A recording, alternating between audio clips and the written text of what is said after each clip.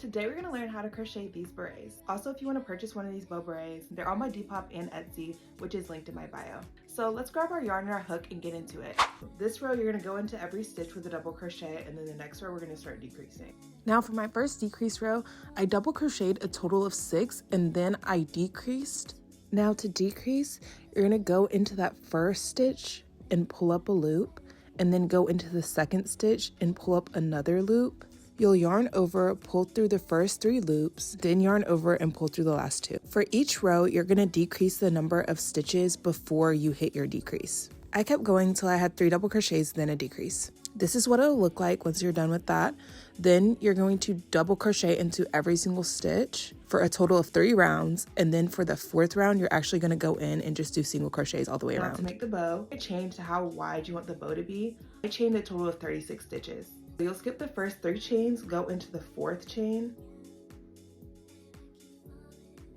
and then double crochet all the way down the row.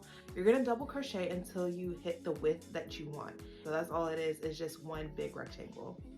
This is what the base of the bow looks like. It's just one big rectangle. I made mine a little bit bigger just to account for the scrunching that we're gonna do in the middle.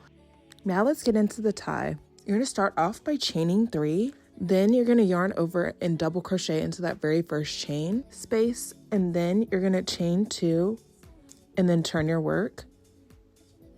And then you'll actually place another double crochet in the very first space to do an increase.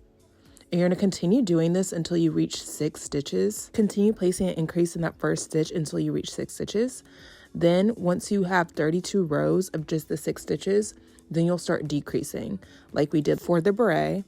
You'll start decreasing until you have a total of 2 stitches, and then you'll decrease until you have 1, like I'm doing right here.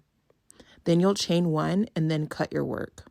After you're done with your tie, you're going to scrunch up your bow in the middle, place your tie around it, and then just make a knot. It's as simple as that. You're just going to make a knot. Make sure it's even on both sides, like your ties are even on both sides, and then that the bow is even on both sides. I moved that knot into the back just to hide it, and then I would sew it onto my hat.